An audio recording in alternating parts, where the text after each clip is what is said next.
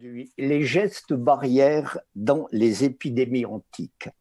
La récente propagation de la Covid-19 à travers le monde a donné naissance en français à l'expression métaphorique de gestes barrières qui a rapidement envahi jusqu'à l'obsession notre quotidien.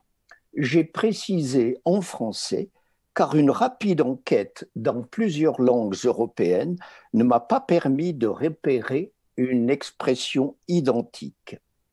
Les médias ont été largement mobilisés pour recommander aux populations ces gestes barrières, le masque, la distanciation, ou ces non-gestes, poignées de main, embrassades, destinés à les protéger de la contamination. L'idée m'est donc venue de mener une enquête dans les épidémies antiques qui ont été, comme on le sait, nombreuses et meurtrières. Peut-on trouver dans les récits que nous en avons mention de gestes barrières dont la recommandation émanerait des autorités politiques, du corps médical ou tout simplement de l'expérience commune? Je constate que les très nombreuses études consacrées aux épidémies dans l'Antiquité s'attachent essentiellement soit à tenter un rétrodiagnostic pour déterminer la maladie dont il s'agissait, variole, typhus, peste et j'en passe, soit à en cerner, nous venons d'en avoir un exemple, les conséquences économiques, sociales, politiques et démographiques. Mais ces études ne s'intéressent guère aux éventuelles mesures publiques ou individuelles que nous appelons désormais les gestes barrières. Quelques précisions d'abord sont nécessaires et je vous demande de me pardonner si on y a déjà fait allusion dans les communications précédentes. Le terme épidémie en grec, donc épidémia, désigne, comme on le sait chez Hippocrate, l'ensemble des maladies qui existent à certaines époques de l'année dans un lieu donné. Cela n'a rien à voir avec le sens que prendra ce terme plus tard et qui implique une propagation du mal par la contagion. Chez les médecins anciens d'Hippocrate à Galien, la maladie épidémique prend le nom de loïmos en grec et de pestilentia en latin quand elle s'accompagne d'une mortalité importante. Mais la contagion n'en est pas une caractéristique nécessaire, en tout cas pour les médecins. En effet, le passage du mal d'une personne à une autre, tout comme d'un lieu à un autre, est ignoré de la grande majorité des médecins anciens. Nous sommes là en présence, comme cela a été relevé notamment par le professeur Gromec, d'un obstacle épistémologique qu'il serait trop long d'exposer ici. Disons simplement qu'il est inhérent à la volonté des médecins d'arracher la médecine à la sphère magico-religieuse à laquelle appartient la notion de contagion pour en faire une médecine rationnelle. Pour l'expérience populaire, en revanche, la contagion est une évidence. La littérature non médicale, prosateur ou poète, en offre de nombreux témoignages, à commencer bien sûr par Thucydide et son célèbre récit de la peste d'Athènes, repris, comme on l'a dit plusieurs fois, par Lucrèce. La propagation de maladies y est due, chez ces auteurs non médecins, au contact direct ou rapproché entre un sujet contaminé et un sujet sain. Cette différence d'appréciation entre médecins et public implique que les gestes barrières recommandés par les médecins et ceux qu'appliquent les gens en fonction de leur expérience quotidienne ne sont pas nécessairement les mêmes. Pour expliquer le phénomène déroutant qu'un grand nombre d'individus soient atteints en même temps et dans un même lieu d'une même maladie, les médecins ont élaboré la théorie miasmatique à laquelle ils se tiendront obstinément durant toute l'Antiquité. Selon cette doctrine, comme l'explique Galien, dans son commentaire au traité hippocratique Nature de l'homme, c'est l'air qui explique que des individus différents, femmes, hommes, enfants, avec un régime différent, soient malades en même temps. L'air est en effet le seul élément commun entre tous ces individus, un air souillé, que ce soit, pour ne prendre que quelques exemples, par la putréfaction de cadavres due à une crémation insuffisante, particulièrement en temps de guerre, par une chaleur excessive, car, comme l'affirme Sells dans son traité de la médecine, je cite, la chaleur expose le corps aux maladies pestilentielles. Ce peuvent être aussi des exhalaisons nocives de la terre, comme le rapporte l'historien Ammien Marcellin, qui les mentionne parmi les causes possibles de la peste d'Amida lors du siège de cette ville en 359 après Jésus-Christ. C'est pour cette raison, poursuit Ammien, que les animaux qui sont constamment inclinés vers la terre sont les premières victimes lorsque survient un tel fléau. Peut-être faut-il voir dans ces exhalaisons nocives de la terre une explication de l'étrange geste barrière mentionné par le traité de la médecine de Sells pour se prémunir contre l'épidémie. Je cite, éviter de marcher pieds nus. Pedibus nudis, signalant un autre geste, un geste barrière à première vue tout aussi surprenant, mentionné par Sells, je dis, je cite, éviter de faire la sieste, somnus meridianus, une précaution particulièrement recommandée, dit Sells, après un repas. Sa justification pourrait donc résider dans le fait que la sieste aurait une incidence néfaste sur le processus de la digestion, induisant une faiblesse qui exposerait davantage le sujet à la pestilence. De là, la recommandation complémentaire, toujours de Sells, de ne prendre qu'un repas par jour et en cas d'embonpoint, de faire diète. Pour en revenir aux exhalaisons nocives de la terre, cette croyance devait être assez répandue. D'autres auteurs en attestent, comme Pseudo-Héraclite, au 1er siècle après Jésus-Christ, selon qui, je cite, le feu du soleil fait monter du sol des vapeurs malsaines qui empoisonnent l'atmosphère, accablent les corps, provoquent des morts rapides et imprévues.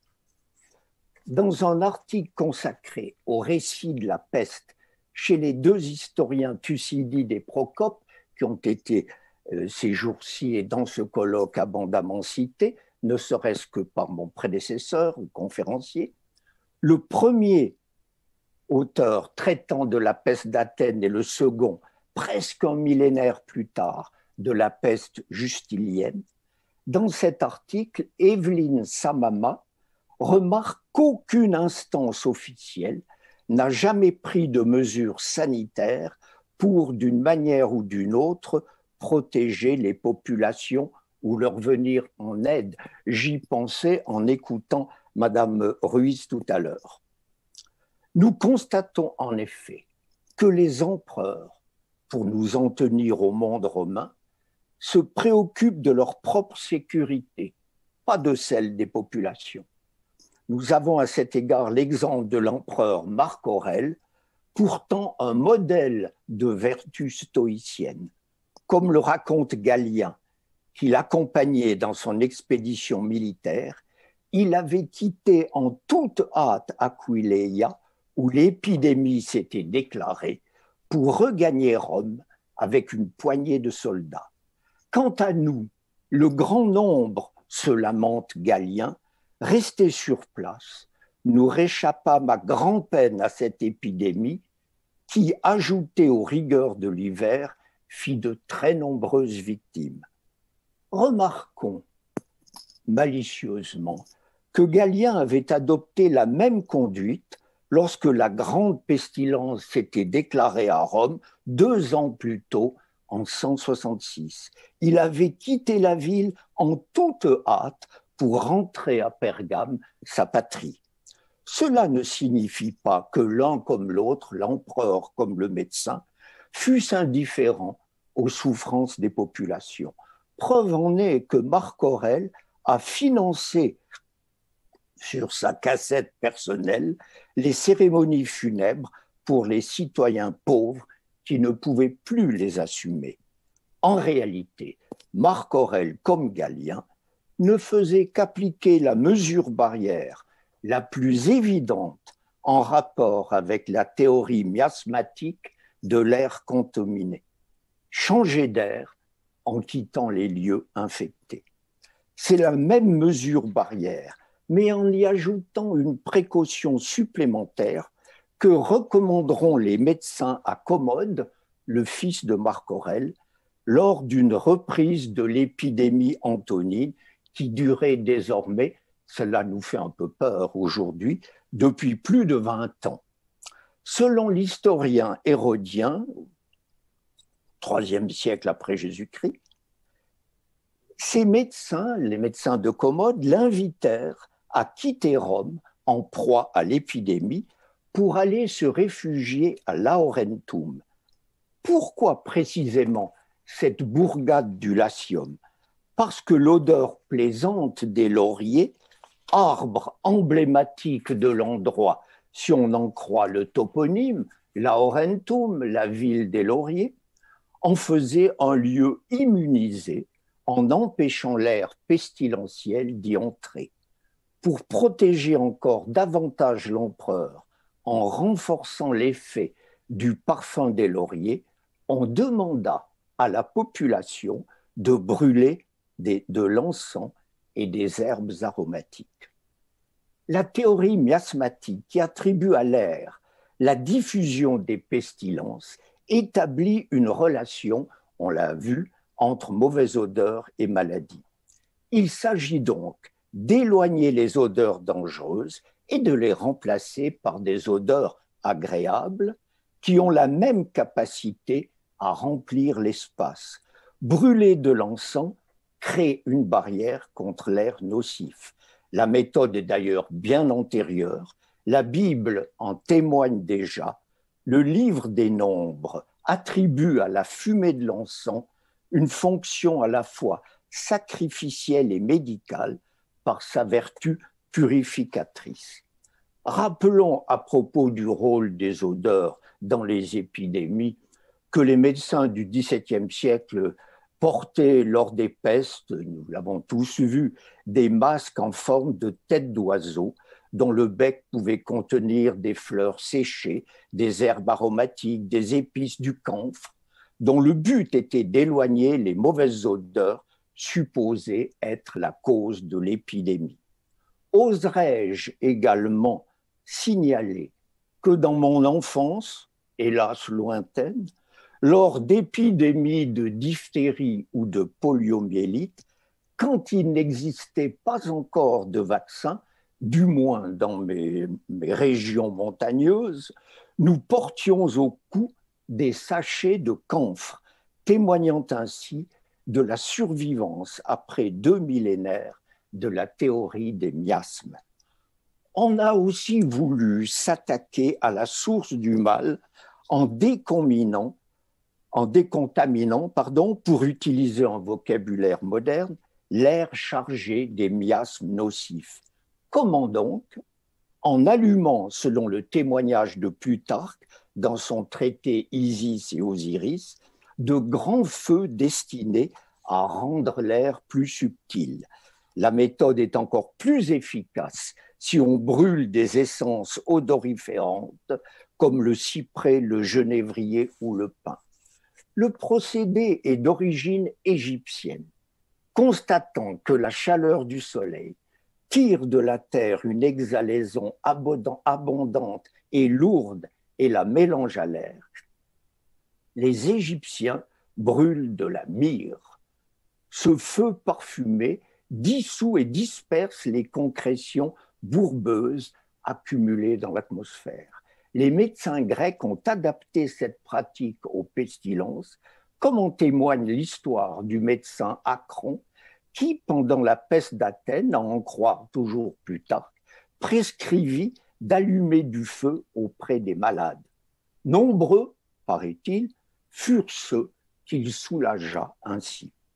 Moins exotiques et plus ancrés dans les doctrines médicales sont les gestes barrières recommandés par Hippocrate dans son traité de la nature de l'homme. Constatant que la cause de l'épidémie n'est pas dans la différence des régimes, puisque des individus ayant des régimes de vie différents n'en sont pas moins atteints par le mal, mais dans l'air que l'on respire, Hippocrate prescrit de diminuer peu à peu la quantité des aliments et des boissons ingérées pour alléger le corps, ce qui, par voie de conséquence, réduit le besoin d'une respiration forte et fréquente. Moins on respire, et moins on accueillera dans son organisme des miasmes nocifs.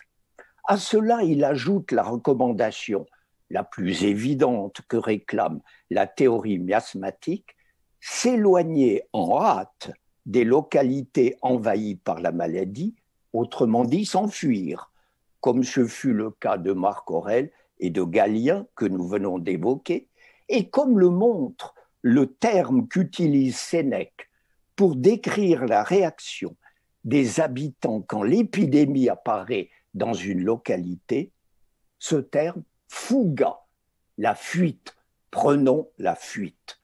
Si le régime des individus n'est pas responsable de la diffusion de la pestilence, agir sur le régime n'en reste pas moins, avec la fuite, le moyen privilégié des médecins pour se protéger du mal. Pourquoi ? Parce que, comme l'explique Galien, aucune cause ne peut agir sans une disposition du corps, en l'occurrence une faiblesse qui ouvre la porte à la maladie.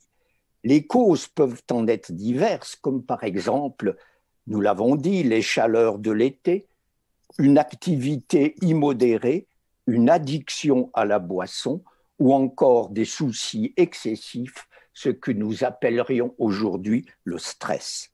Le médecin puise ses réponses dans l'abondant catalogue de mesures diététiques destinées à maintenir ou à rétablir la santé.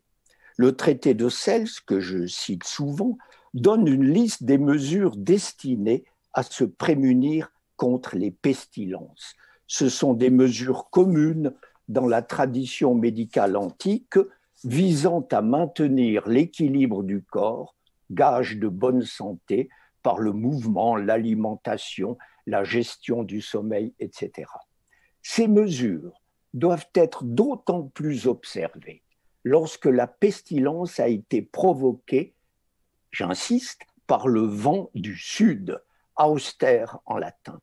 On est là en présence d'une manifestation particulière de la théorie miasmatique qui impute la corruption de l'air à son échauffement sous l'effet du vent du Sud ou du vent d'Afrique, comme en témoigne par exemple le traité vétérinaire de Végès, Mulo Medicina.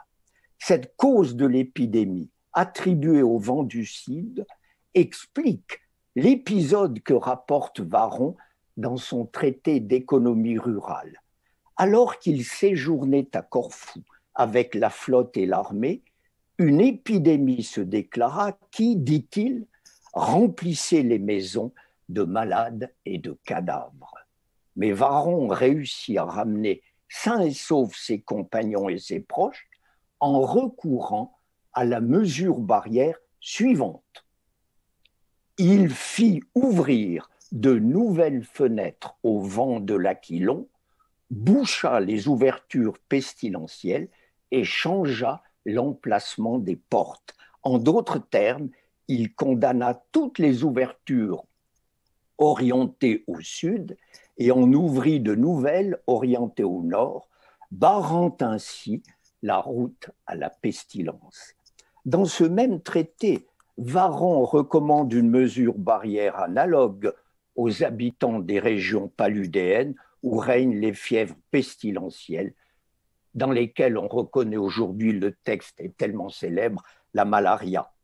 En cause cette fois-ci, non le vent du sud, mais de petits animaux invisibles à l'œil qui naissent dans les marais et s'ils pénètrent dans le corps par la respiration, provoquent de graves maladies. Il faut donc orienter les maisons de telle façon qu'elles tournent le dos à ces lieux marécageux. Cette variante de la théorie miasmatique, fondée sur l'intuition de l'existence de microbes, a été abondamment citée et glosée à l'époque moderne. Mais, à mon grand étonnement, elle n'a recueilli, en tout cas à ma connaissance, aucun écho dans l'Antiquité, ni chez les médecins, ni dans le public, mais vous me démentirez peut-être. La navigation par le mouvement qu'elle imprime au corps est une autre de ces mesures barrières que mentionne la médecine antique. Mais celle s'ajoute une restriction qui mérite qu'on s'y arrête un instant. Quand la navigation n'est pas possible, dit-il, il faut lui substituer la marche tranquille en évitant les heures chaudes. Celle s'explique ailleurs sur l'impossibilité qu'il y a pour certaines personnes à mettre en pratique telle ou telle recommandation. Ce peut être un problème physique qui interdit l'exercice, mais ce peut être aussi une question de ressources matérielles. Si en effet une croisière n'est pas à la portée de toutes les bourses, la marche proposée comme substitution, comme ersatz, ne coûte, elle, rien du tout.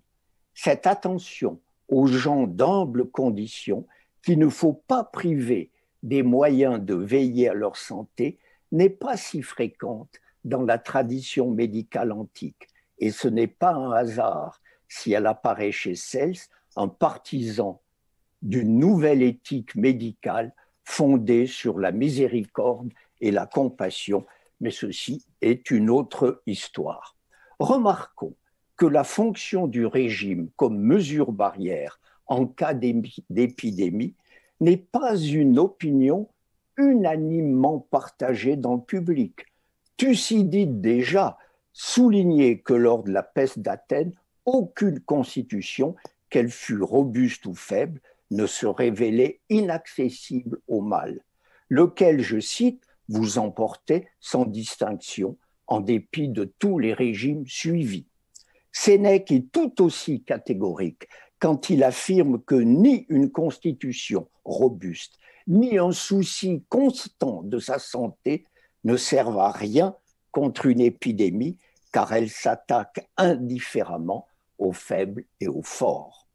Lors des pestilences, la contagion est une réalité vécue quotidiennement et douloureusement par les populations. Seuls les médecins, prisonniers de la théorie miasmatique, ne peuvent l'admettre. Le récit que fait Thucydide de la peste d'Athènes est pourtant plus qu'éloquent. Et Thucydide est un témoin de première main, puisque, comme on l'a dit souvent, il a été lui-même atteint par la maladie et qu'il en a réchappé. La contagion, dit-il, se communiquait au cours des soins mutuels et semait la mort comme dans un troupeau. Le geste barrière voulait que par crainte, on ne s'approchât pas des malades, mais alors ceux-ci périssaient dans l'abandon. Si en revanche, par générosité et humanité, on faisait fi de toute précaution pour leur prodiguer des soins, le mal vous terrassait. Thucydide ajoute une observation qui n'est pas sans pertinence en ces temps covidiens. Ceux qui en réchappaient n'étaient pas atteints une seconde fois par le mal, ce qui, observe Thucydide, rendait leur sort enviable aux yeux des autres. Thucydide ne précise pas le mode de transmission de la maladie, mais d'autres auteurs non médecins attribuent la contagion à l'haleine des malades. C'est le cas de Sénèque, selon qui il faut se garder de séjourner auprès des personnes atteintes, malades. Ce geste barrière que nous appellerions aujourd'hui la distanciation sociale est impératif car sinon, je cite, leur seule haleine nous rendra malades. À ce propos, je cite rapidement ce que je viens d'apprendre par une émission de télévision, je crois de Stéphane Bern, si je ne me trompe pas, qui m'a appris que l'invention de Léonard de Vinci d'un pont à 2 niveaux qu'il avait imaginé au château de Clos-Lucé. Ce pont à double travée, avec 2 voies de passage superposées, était destiné en cas d'épidémie de peste à séparer les flux de circulation et donc à éviter les rencontres entre piétons. J'ai trouvé intéressant ce que je venais d'apprendre par ce média télévisé. Chez les médecins, et j'arrive bientôt à la fin, même si la grande majorité d'entre eux adhèrent à la théorie miasmatique et méconnaissent la contagion, on distingue pourtant quelques voix dissonantes. Celle d'Arrêté de Cappadoce, par exemple, au IIe siècle après Jésus-Christ, qui, à propos de la lèpre, que les anciens pour lesquels les anciens donnent le nom d'éléphantiasis, dit qu'avec elle, il faut craindre la vie en commun et la cohabitation autant que s'il s'agissait de la pestilence, car elle se transmet facilement par l'haleine. Le médecin arrêté est donc manifestement un adepte de la transmission de la pestilence d'individu à individu et la de distanciation sociale comme mesure barrière. Autre voie médicale dissonante chez Célius Aurélien, IVe siècle après Jésus-Christ, qui adapte en latin l'ouvrage monumental du médecin grec Soran. Il y cite l'opinion d'un certain Sylimachos de l'école d'Hippocrate à propos d'une maladie aux symptômes proches de ceux de l'épilepsie qui s'était répandue à Rome comme une pestilence sous l'effet de la contagion. Le passage est allusif, mais n'en affirme pas moins le caractère contagieux de la maladie sans pour autant mentionner de mesures barrières. En revanche, à propos de la lèpre, dont la contagiosité a été comparée par arrêté à celle de la pestilence, Célius Aurélien rapporte que certains, il ne dit pas qui, ont recommandé que dans des villes où apparaît un premier cas, ce qu'on appellerait aujourd'hui le patient zéro, il faut, je demande votre attention, soit tuer cet individu si c'est un étranger, soit, si c'est un citoyen, l'exiler dans des régions froides à l'intérieur des terres, d'où on ne le rappellera que si sa santé s'est améliorée. Ces propos suscitent quelques remarques. Tout d'abord, Célius s'en distancie en affirmant que de telles mesures sont incompatibles avec le devoir d'humanité de la médecine qui consiste à soigner le malade et non pas à l'abandonner. Ensuite, la caractéristique du lieu du bannissement, à savoir des régions froides à l'intérieur des terres, indique qu'il doit s'agir de contrées au climat rude, donc peu peuplées, où le malade ne sera pas ou sera peu en contact avec d'autres hommes.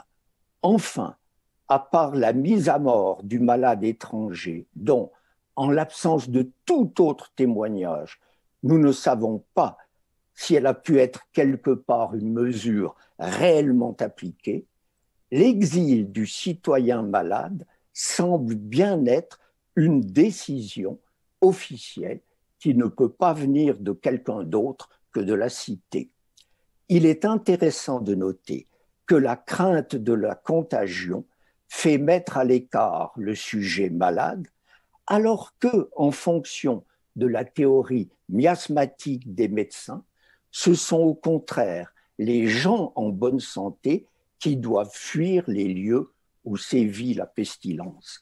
On le voit, les médecins anciens ont été bien rares à croire à la contagion. La médecine vétérinaire, en revanche, en a fait le principe guidant la règle de conduite à adopter lors des épizooties. La première et unique mesure consiste à éloigner du troupeau la bête malade afin que, en se mêlant aux autres, elle ne les fasse pas périr, je cite, sous l'effet de la contagion. Cette différence fondamentale entre médecine humaine et médecine vétérinaire face au phénomène de la contagion est due très probablement au fait que les soins aux animaux sont d'ordinaire prodigués par les éleveurs eux-mêmes, lesquels ont une attitude pragmatique fondée sur leur contact quotidien avec leurs troupeaux et ne sont pas, comme les représentants de la médecine humaine, prisonniers de théories étiologiques et de dogmes. Je conclus. On pourrait se demander, et je me réfère en ne disant peut-être pas tout à fait la même chose à la communication de Madame Ruiz, on pourrait se demander où sont les dieux au milieu de toutes ces calamités. Si l'on en croit l'historien Valère Maxime, au début du IIIe siècle avant Jésus-Christ, Rome fut délivrée de la pestilence qui y sévissait depuis plusieurs années par l'arrivée d'Esculape sous la forme du serpent qu'on était allé chercher dans son sanctuaire à Épidore. Mais on est à une époque légendaire. Plus tard, les témoignages historiques sont moins enthousiastes sur le rôle des dieux. Lors de la peste d'Athènes, on eut recours, comme le raconte Thucydide, aux supplications dans les sanctuaires, aux oracles et autres démarches de ce type. Comme tout restait inefficace, on y renonça. Pire, l'échec des prières pouvait engendrer colère et ressentiment contre les dieux. Et on a pu voir dans des villes en proie à l'épidémie, comme le rapporte Sénèque, des poings levés contre le ciel. Les dieux n'étaient donc pas, les dieux n'étaient plus, ou les dieux n'étaient généralement pas, peut-être, à discuter, en geste barrière, ni en recours contre la pestilence, ni en recours efficace, devrais-je dire. L'homme se retrouvait seul face à la maladie et à ses ravages. Et je vous remercie.